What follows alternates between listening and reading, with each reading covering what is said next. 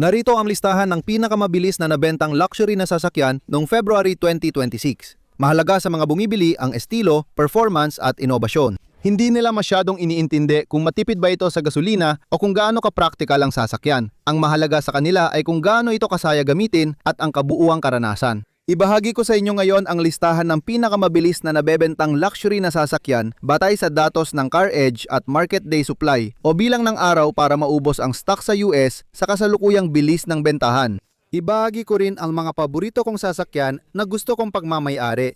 Simulan na natin. Maikli ang buhay para sa boring na kotse.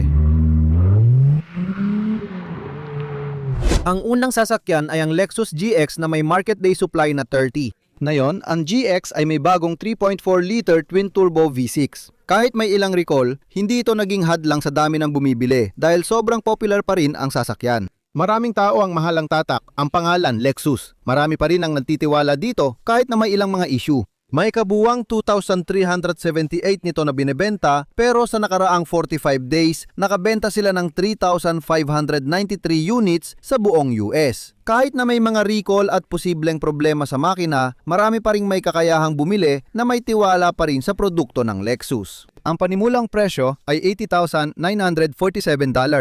Gustong-gusto ko ang sasakyang ito at may third row din. Sa totoo lang, Toyota ito na pinalitan lang ng tatak, matibay, praktikal at uso ngayon. Gumagawa sila ng mga SUV na pambihira sa off-road.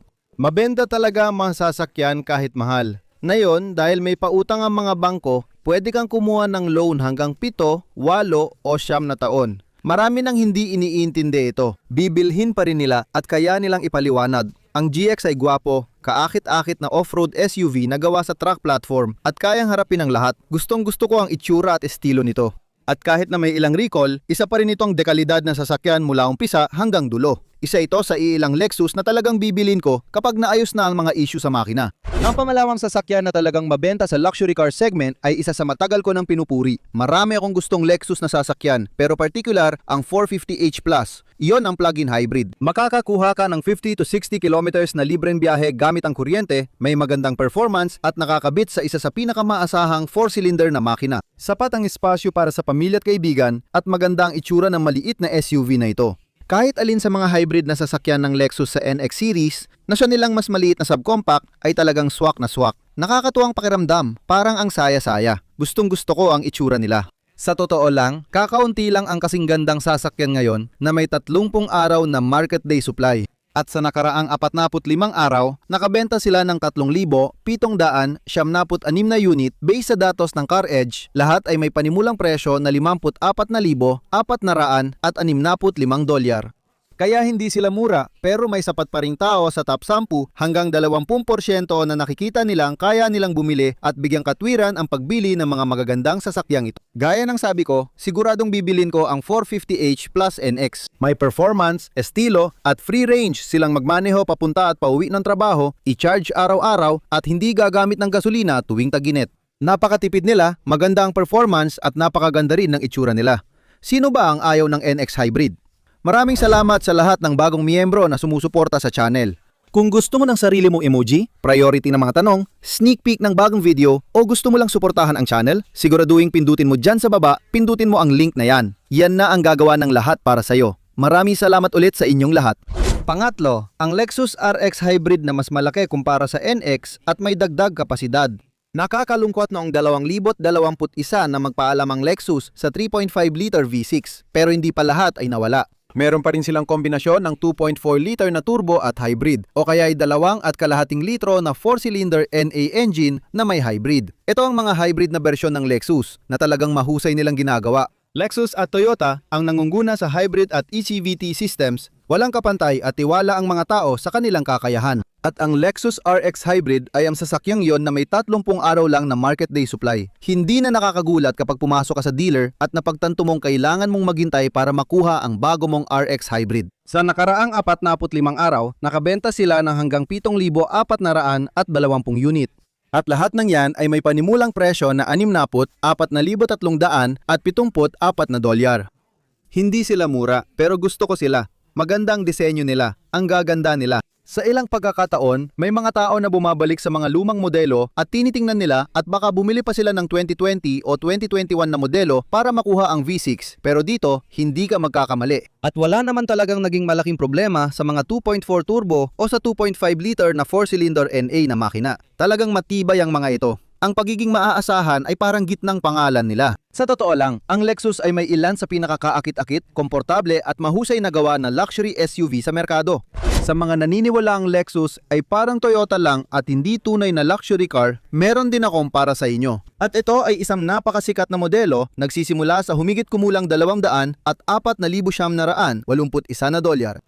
Hindi na nakakagulat pero nakakagulat ang presyo. Gusto ko ang utilitarian na itsura, estilo at disenyo ng mga sasakyang ito. Kapag 30-day lang ang market day supply ng Mercedes G-Class, bihira mo na ito makita sa lote.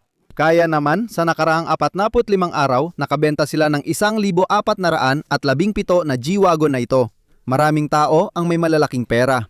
Hindi ito murang sasakyan, pero ang mga taong gusto nito ay talagang gusto nila at handa silang magbayad ng kahit ano dahil wala talagang ibang katulad nito. At ang ikalimang pwesto ay napunta sa magka-partner na Cadillac. Mayroong base na Cadillac at pagkatapos ay ang Cadillac ESV. Ngayon, pareho silang may bahagyang magkaibang market day supply. Siyempre, popularidad. Lagi nabebenta ang mga ito. Sporty, maganda ang itsura, malakas at kayang mag-tow at mag-haul. Pero ang Cadillac Escalade ay laging popular na may 27 araw na market day supply. Ang Cadillac Escalade ESV ay may 26 araw na market day supply, kaya mahirap hanapin at posibleng maghintay ka. At nagkaroon ng panahon na ang mga tao ay nagbabayad ng sobra. Sa nakaraang 45 araw, may 3,000 ang naibenta ng base na Escalade at halos 1,700 naman ng ESV ang naibenta sa loob ng 45 araw. Sobrang popular, lalo na sa presyo na 125,000 pataas, hindi mura ito. Gusto ko ang Cadillac Escalade, may konting GM sa likod. Alam nating may ilang issue sa tibay, lalo na ang 6.2 na naging problema. Ang mga automatic transmission, yung 10-speed, nagkaroon din ng mga issue. May mga recall, problema sa lifter, crankshaft, at syempre yung rod bearing na mga problema. Pero lahat ng yan ay inaaksyonan na ngayon. Kahit ano pa, kung gusto mo ng Escalade, bibilin mo talaga ito. Bago tayo dumiretso sa huling ilang nanalo, kapag pinag-uusapan ang sasakyan na may 30 o 60 araw na supply, ang average ng industriya ay 60 hanggang 70 araw. Kapag lumampas ka doon, nagsisimula ng magbayad ang mga dealer ng tinatawag na floor plan. Ang floor plan na gastos ay gastos sa pagpapautang. Tama yan, may interest charges doon at nagsisimula na silang malugi. Kapag ang sasakyan ay tumatagal ng 70, 120, 150 araw pataas, nagsisimula na silang malugi kaya mas agresibo silang magbenta. Mas madali mag-negotiate ng sasakyan kapag tiningnan ang market day supply, lalo na kung umaabot na ng 100 at 50 hanggang 300 araw. Malaki ang tsansa ng magandang deal. Ang hindi maganda, sa unang 30 araw ng pagkakuha ng sasakyan, kadalasan may grace period pa sila na hindi kailangan bayaran ang interest charge. Kapag tumatawad ka sa sasakyan na may 30 araw na market supply, malamang babayaran mo ito sa nakasaad na presyo. Pero kadalasan, hindi mo kailangang magbayad ng sobra. Ngayon, sapat na ang inventory flooring at malaki ang kompetisyon, kaya kadalasan hindi na nagbabayad ang tao ng market adjustment fees o dagdag presyo. Pero babayaran mo pa rin ang presyong nakalagay at malamang hindi ka makakatipid ng malaki. Pero baka sulit pa rin ito para sa'yo dahil aminin natin, nakakakuha ka naman ng sasakyan na dekalidad, magandang itsura at sasakyang gusto mo talagang pagmamay-aryan na matagal. Ang pangalawa sa huling sasakyan, drum roll please, ay ang Lexus ES.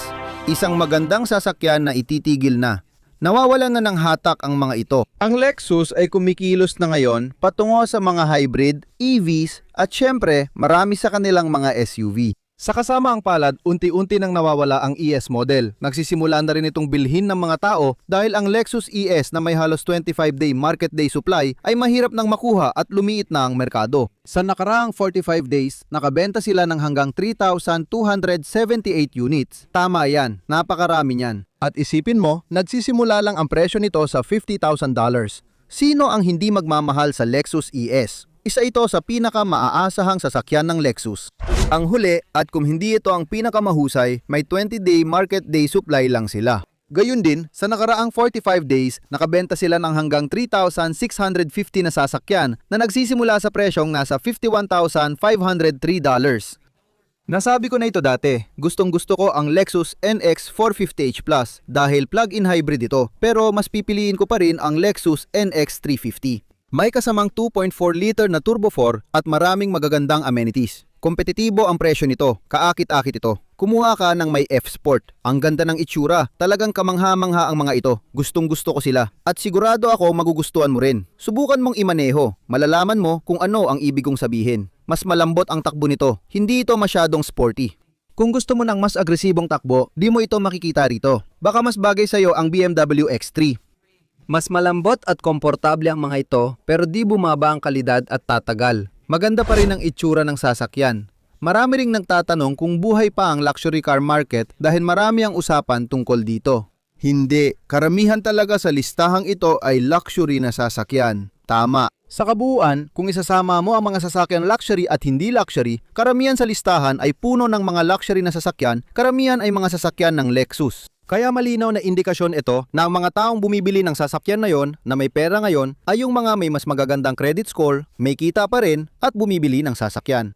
Ito ang aming natuklasan. Karamihan sa nare-repossess naming sasakyan ay mula sa matagal lang may utang, may negatibong equity at mas mababang klase ng sasakyan. Patuloy tumataas ang segment ng luxury car, kaya siguraduhin mong tingnan ito. Ang tanging mga sasakyan ng Lexus na bibilhin ko at nandyan sa ibaba, siguro pati na rin ang tanging mga sasakyan ng BMW na bibilhin ko sa kasalukuyan na yung 2026. Sana maging maganda ang araw nyo at magkita tayo ulit mga kaibigan. Paalam!